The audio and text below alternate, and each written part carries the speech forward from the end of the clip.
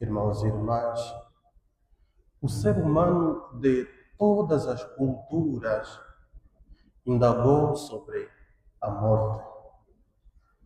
Hoje nós comemoramos a memória, digamos assim, de todos os fiéis defuntos.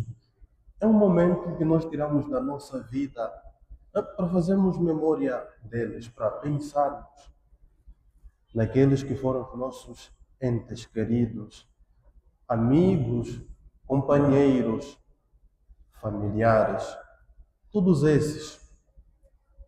Como disse, todas as culturas perguntaram-se o porquê da morte. E isso não é diferente do nosso caso. Dizia um filósofo espanhol do século XX, Ortega y Gasset, que mesmo que todas as culturas se tenham indagado sobre a morte, nenhuma delas revelou o verdadeiro sentido dela. De que maneira? Ele diz que o ser humano é, na verdade, um ser constitutivamente mortal. Todas as culturas e religiões falaram da morte, certo? Mas muitas delas ensinaram, talvez, a sua arte. E nós deveríamos nos perguntar por que os seres humanos morrem. Por quê? Nós deveríamos responder dizendo, porque envelhecem, porque ficam doentes. São respostas banais, mas são verdadeiras. Os seres humanos morrem por quê? Eu vou-vos contar um mito, que é uma tentativa de explicação da morte. Esse mito vem de uma cultura da Melanésia, lá na Oceania, onde contam que havia um tempo em que os homens e as mulheres não podiam morrer, ou seja, eram seres imortais. Por quê? Porque eles mudavam, trocavam de pele, como fazem hoje em dia muitos répteis, como o caso das serpentes, poderemos falar também dos caranguejos que mudam de pele. Diziam, esse mito diz que o homem também fazia isso. Até que um dia, uma mulher, já um pouquinho mais velha, foi à beira de um rio e quis trocar, mudar de pele. Assim o fez. Ela trocou de pele, voltou na sua casa, foi ao encontro do seu filho. O que aconteceu? O filho não reconheceu-a. Além de não reconhecê-la, rejeitou-a, dizendo que tinha uma mãe mais velha, não uma jovem como a que vê na sua frente. A mãe, entristecida, sai daí, queria agradar, queria que o seu filho aceitasse de todas as formas. Volta lá no rio onde tinha deixado a sua pele velha, toma de novo, volta para casa e dessa vez é muito bem recebida pelo seu filho. Irmãos e irmãs, a partir daquele momento, os homens e as mulheres deixaram de mudar de pele e deixaram de ser imortais, passaram a morrer. Então, é uma tentativa de resposta, né? A própria Sagrada Escritura também tenta uma resposta. Isso é no livro de Gênesis, nós encontramos as origens, digamos assim, não só da própria vida, as origens do ser humano, mas também da sua morte. E nós lá encontramos, não, o homem e a mulher morrem por causa da queda, por causa da desobediência lá no jardim de Éden. Acho que é uma história que todos aqui conhecemos. Muito bem, irmãos e irmãs, nós deveríamos nos perguntar, ok, está tudo bem dito que os homens e as mulheres devem morrer por N razões aqui ditas. Então nós deveríamos nos perguntar, por que é que ainda estamos aqui hoje? Nós somos tão especiais para ficarmos ainda aqui e que os outros morrem nós ainda estamos aqui. É isso, irmãos e irmãs, nós somos tão especiais que ainda deveríamos ficar mais tempo aqui? Pois eu diria que não. Eu diria que não porque nós ficamos aqui, não morremos. Agora, provavelmente é porque nós precisamos ainda de mais tempo de conversão. Sim. Não chegou a nossa hora. Isso também é verdade.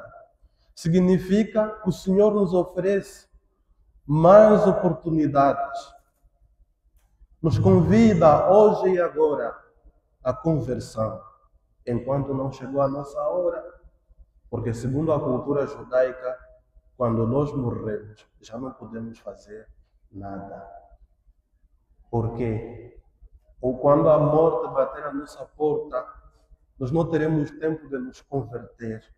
Nós não teremos tempo de pedir perdão àquela pessoa que nós ofendemos.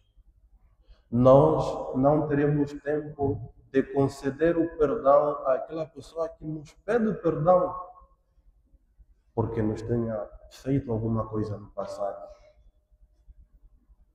Eu falei aqui dessa cultura da Melanésia, falei um pouquinho da Bíblia. Por que não falar um pouquinho de uma corrente filosófica que também se debate sobre a morte, né? Acho que muitos irmãos e irmãs aqui conhecem, já ouviram falar dos epicuristas. Estes o que dizem sobre a morte? Eles simplesmente a negam, dizem que a morte não existe. Por quê? Porque a vida, o fim último da vida humana deve ser aproveitar de todos os prazeres possíveis, evitar todo tipo de dor. Por quê? Você não pode se preocupar com o que vai acontecer amanhã, porque se amanhã você vier a morrer, você não vai ver a tua morte. Logo, a morte não existe. Então, nós poderíamos facilmente cair nesse tipo de filosofia, mas para nós que somos a igreja que peregrina sobre a terra, nós que somos a igreja que acreditamos na comunhão dos santos, celebrados ontem, que representam a igreja triunfante, sabemos que não é assim.